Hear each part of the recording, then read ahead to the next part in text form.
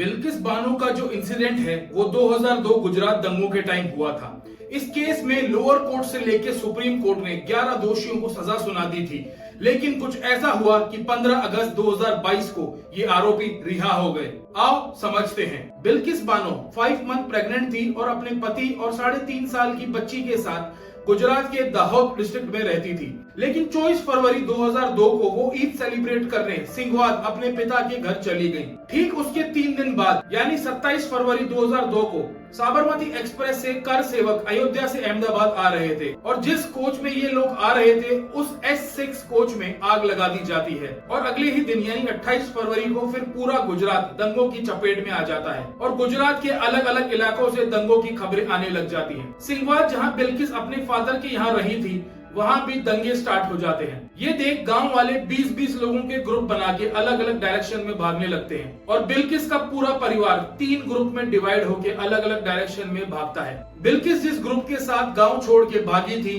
उसमें 16 लोग थे, जिसमें उनकी बूढ़ी माँ और 3.5 साल की बेटी भी थी। ये लोग भागकर एक दिन वहाँ के एक्स MLA मिस्टर दामोर के घर छुपते हैं। उसके बाद ये एक आदिवासी एरिया में रहते हैं और वहाँ के ट्रेडिशनल स्टाइल के कपड़े भी पहनते हैं ताकि पहचान छुपाई जा सके। फिर 3 मार्च को 25 से 30 लोग गाड़ियों में भर के हथियारों के साथ वहाँ पहुँचते हैं। बिल्किस इन लोगों को ऑलरेडी जानती थी और इनफैक्ट नाम से भी पहचानती थी। ये बिल्किस के गाँव के ही आदमी थे जहाँ वो बचपन से रहती थी। अब होता क्या है, इनके ग्रुप से तो बाकी लोग भाग जाते हैं, लेकिन बिल्किस प्रेग्नेंट थी, माँ काफी बूढ़ी थी और बेटी छोटी थी, तो ये लोग भाग नहीं पाते और ऐसा करके 7 लोग वहीं फंस जाते हैं। उन 25 से 30 लोगों में 11 लोग ऐसे थे जिन्होंने बिल्किस और उनकी माँ के साथ रेप किया और बिल्किस की 3.5 साल की बेटी को मार दिया और जो लोग भाग नहीं पाए थे उन्हें भी मार दिया। लेकिन बिल्किस मरी नहीं थी। 3-4 घंटे बाद जब उन्हें होश आया, उनके चारों तरफ उनके परिवार के लोगों की डेड बॉडीज थी।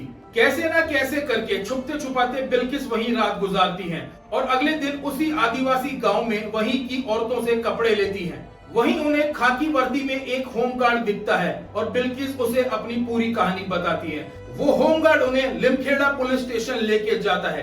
पहले तो शुरू में FIR नहीं लिखी जाती और पुलिस आरोपियों को बचाने की पूरी कोशिश करती है। वहां सोम सिंह नाम का पुलिस ऑफिसर था। बिल्किस ने उसे पूरी स्टोरी बताई, लेकिन सोम सिंह ने बिल्किस की स्टोरी को मॉडिफाई करके कंप्लेंट लिखी और इसका पता तब चला जब CBI की इंक्वायरी हुई।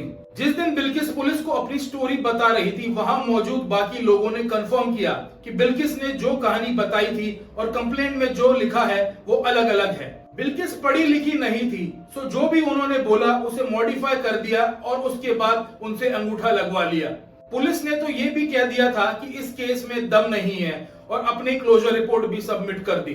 इसके बाद बिल्किस को इकबाल रिलीफ कैंप में शिफ्ट कर दिया जाता है और वो अपनी पूरी कहानी वहां के लोगों को बताती है। लतीफा बेन और सुगरा बेन उस कैंप की ऑर्गेनाइजर थी। वो बिल्किस की बात को आगे बढ़ाती हैं और फिर कई NGO इसमें इन्वॉल्व होते हैं। इससे इतना ज्यादा प्रेशर बनता है और फिर सुप्रीम कोर्ट CBI को जांच के ऑर्डर दे देती है। CBI ने सारी चीजों की जांच की और अपनी चार्जशीट सबमिट की। CBI ने बताया कि पूरे केस में बिल्किस बानो के साथ नाइंसाफी हुई है। इस केस में पुलिस शुरुआत से आरोपियों को बचा रही थी और उनके नाम छुपा रही थी। जिन लोगों ने बिल्किस पे हमला किया था वो बिल्किस के गांव के ही थे। बिल्किस इन्हें जानती थी और यहाँ तक कि उनका नाम भी जानती थी और कंप्लेंट करते टाइम भी इनके नाम लिखवाए थे। लेकिन सोम सिंह ने कंप्लेंट में इनके नाम मेंशन नहीं किए और भीड़ का हमला दिखाते हुए केस बंद करने की कोशिश की। CBI ने भी कंफर्म किया कि डॉक्टर भी मिले हुए थे। डॉक्टर ने बिल्किस की रिपोर्ट गलत सबमिट की और आगे चल के स्टेट फॉरेंसिक साइंस लेबोरेटरी ने कंफर्म किया जो भी बिल्किस बानो ने बताया वो सही है, रेप हुआ था। FIR नंबर 59/2002 में जब क्राइम हुआ था उसकी टाइमिंग सोम सिंह ने गलत लिखी थी जो पुलिस जनरल डायरी से भी मैच नहीं हो रही थी। बिल्किस को क्राइम सीन पे ले जाके बॉडी की पहचान करानी थी। इस प्रोसेस को भी स्किप कर दिया गया, बल्कि पूरे दिन क्राइम सीन पे कोई गया ही नहीं और जो डेड बॉडीज थी उनके साथ भी छेड़छाड़ की गई। 4 मार्च को भाविन पटेल नाम के फोटोग्राफर ने क्राइम सीन की फोटो ली। उसमें बिल्किस की 3.5 साल की बेटी की फोटोग्राफ थी। लेकिन अगले दिन RK सोनी नाम का फोटोग्राफर गया और उसने फोटो ली तो उसमें बिल्किस की बेटी की फोटो नहीं थी। न्यू दिल्ली से एम्स और CFSL की टीम बुलाई गई जिन्होंने पूरा क्राइम सीन विजिट किया और क्लियरली बोल दिया कि जिस तरह से बॉडी रखी गई है उसमें छेड़छाड़ की गई है। लिमखेड़ा पुलिस स्टेशन के पास एक कम्युनिटी हेल्थ सेंटर था। वहां स्टाफ अवेलेबल होने के बावजूद भी पोस्टमार्टम नहीं करवाया गया, बल्कि एविडेंस को मिटाया गया। यहाँ तक कि सीबीआई को सारी डेड बॉडीज को कब्रों से निकालना पड़ा। तब पता चला सारी डेड बॉडीज के पार्ट इंटरचेंज किए गए थे ताकि बॉडीज की पहचान नहीं हो सके।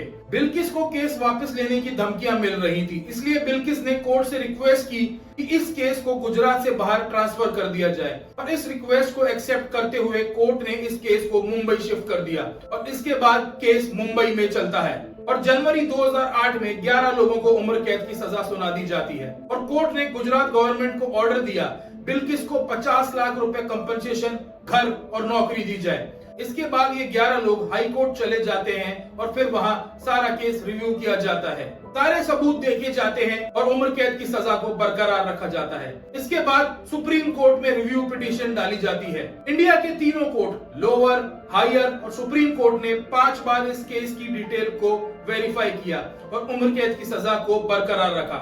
मतलब साफ था कि क्राइम इन्हीं 11 लोगों ने किया था और यही रीजन था कि वो 14 साल से सजा काट रहे थे। लेकिन ऐसा क्या हुआ कि 15 अगस्त 2022 को इन 11 क्रिमिनल्स को फ्री कर दिया गया। प्रेसिडेंट ऑफ इंडिया और गवर्नर ऑफ स्टेट्स के पास राइट है कि वो कोर्ट की दी हुई सजा को माफ कर सकते हैं, लेकिन इस केस में उन्होंने माफी नहीं दी। सीआरपीसी सेक्शन 423 के तहत स्टेट गवर्नमेंट के पास भी राइट है कि वो सजा माफ कर सकती हैं।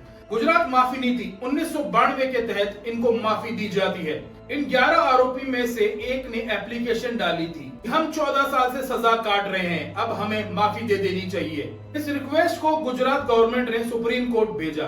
तो पहले तो ये बहस हुई कि पूरा केस तो मुंबई में चल रहा है और गुजरात गवर्नमेंट का इसमें कोई रोल नहीं है। फिर सुप्रीम कोर्ट ने बोला कि गुजरात गवर्नमेंट ही डिसाइड करेगी क्योंकि क्राइम गुजरात में ही हुआ है। गुजरात गवर्नमेंट ने कमेटी बनाई और उस कमेटी ने 11 लोगों को माफी दे दी और ये लोग जेल से फ्री हो गए। जब ये लोग गांव पहुंचते हैं तो इनका स्वागत फूल और मालाओं के साथ होता है और यहाँ तक कि मिठाइयां भी बांटी जाती है। गुजरात सरकार से सवाल पूछे गए। गुजरात माफी नीति 2014 के हिसाब से 2 या 2 से ज्यादा लोगों को मारने वाले को माफी नहीं मिल सकती, लेकिन इस केस में तो 7 लोगों को मारा गया था। इसमें क्लियरली मेंशन था कि रेप करने वालों को माफी नहीं मिल सकती, और ये भी है जहां सेंट्रल एजेंसी इन्वॉल्व हो ऐसे केस में भी माफी नहीं दी जा सकती, और यहाँ तो सजा ही सीबीआई ने करवाई थी। इस पे गुजरात गवर्नमेंट ने कहा कि इनको गुजरात माफी नीति 2014 नहीं बल्कि गुजरात माफी नीति 1992 के तहत माफी दी गई है, क्योंकि ये केस 2014 से पहले का है। 1992 में गुजरात माफी नीति आई थी और इसे 2014 में अमेंड किया गया था। 1992 वाली माफी नीति में दिए गए इंस्ट्रक्शन में कोई क्लैरिटी नहीं थी और जून 2022 में होम मिनिस्ट्री ने हर एक स्टेट गवर्नमेंट को लेटर भेजा था कि किसी भी कीमत पे किसी भी रेपिस्ट को माफी नहीं मिलनी चाहिए। लेकिन फिर इन 11 आरोपियों को फ्री कर दिया गया।